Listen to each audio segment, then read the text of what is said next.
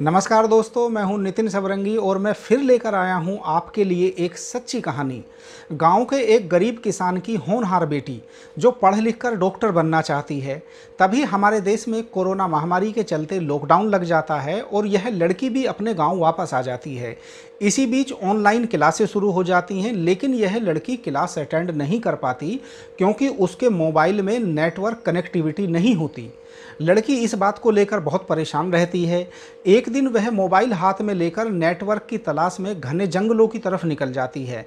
घर से करीब 2 किलोमीटर दूर उसे मोबाइल पर नेटवर्क मिलता है और वह वहां अस्थायी झोपड़ी बनाकर पढ़ाई करने में जुट जाती है। लेकिन क्या आप जानते हैं, इसके बाद कुछ ऐसा होता है कि यह लड़की चर्चा में आ जाती है।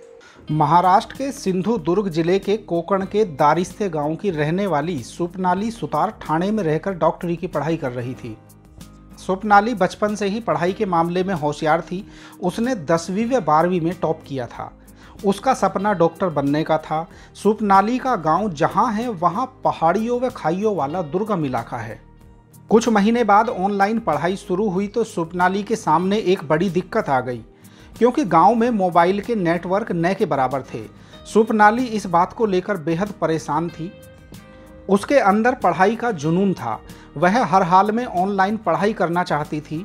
वह एक स्थान से दूसरे स्थान पर नेटवर्क की तलाश करती थी। एक दिन वह मोबाइल हाथ में लेकर नेटवर्क की तलाश में दुर्गम जंगलों की तरफ निकल गई तो एक ऊंचाई वाले क्षेत्र में उसे नेटवर्क मिल गया। यह क्षेत्र उसके घर से करीब 2 किलोमीटर दूर था। उसने यह बात अपने घर पर बताई कि वह जंगल में रहकर पढ़ाई करना चाहती है, तो कोई भी उसे इजाज़त देने के लिए तैयार नहीं हुआ।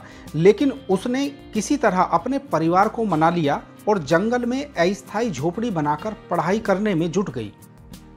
स्वप्नाली की कहानी गांव के जंगल से निकलकर मीडिया में पहुंची तो सरकारी तंत्र भी जाग गया। प्रधानमंत्री कार्यालय और सूचना प्रौद्योगिकी मंत्रालय की सक्रियता के बाद स्वप्नाली को गांव में ही केबल बिछाकर इंटरनेट कनेक्शन दे दिया गया। स्वप्नाली अब अपनी पढ़ाई घर पर ही रहकर करती हैं। अगर इंसान जुनून के साथ किसी काम में लग जाए और वह कुछ कर गुजरने की ठान ले तो सब कुछ संभव हो जाता है। स्वप्नाली ने भी कुछ ऐसा ही कर दिखाया।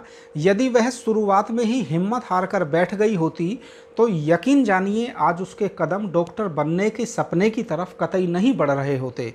स्वप्नाली की कहानी हमें प्रेरणा देती है कि इंसान को हालातों से हारने के बजाय उनका डटकर मुकाबला करना चाहिए। उसके बाद रास्ते खुद ब खुद खुल जाते हैं। आपको यह कहानी पसंद आई है तो सभी अपडेट पाने के लिए आप भी चैनल को सब्सक्राइब कीजिए। मैं आपसे फिर मिलूंगा किसी नई कहानी के साथ।